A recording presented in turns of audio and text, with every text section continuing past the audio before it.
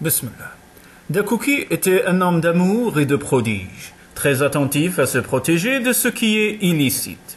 Jamais il ne restait plus de 2 jours en un même lieu, car il se disait « Si je reste davantage dans une maison, je risque de voir mon cœur attiré par quelque chose ou par quelqu'un. » Il marchait le jour et priait la nuit.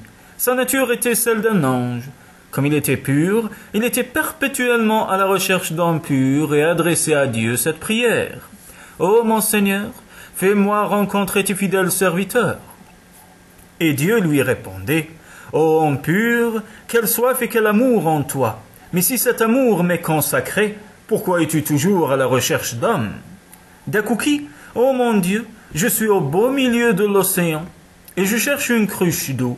Les désirs que j'ai concernant ton amour me sont un objet de fierté, de même que mes désirs pour autrui me sont un objet de honte. Depuis des années, je voyage sans cesse, en Orient comme en Occident.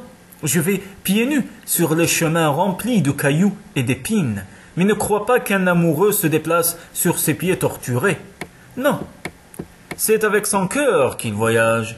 Mon attirance pour l'homme ne fait qu'augmenter. Je voudrais voir la vague de l'océan dans une goutte d'eau. Un jour, Dakuki se trouvait diriger la prière sur une plage parmi un groupe de fidèles.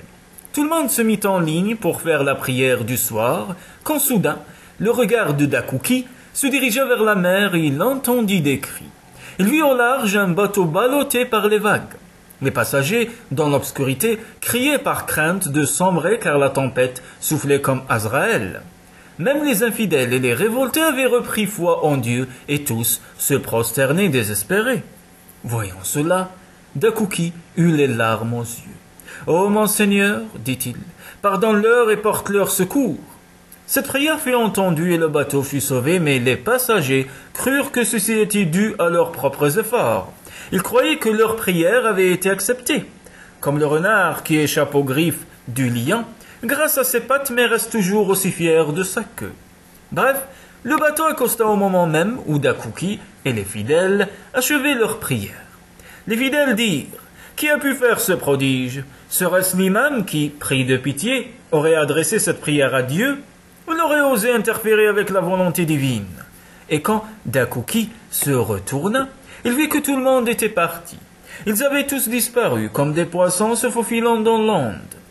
Dakuki se remit à pleurer. « Ah, c'est maintenant que tu tombes dans le piège, homme sans maturité. Tu croyais comme tout le monde qu'ils étaient des hommes?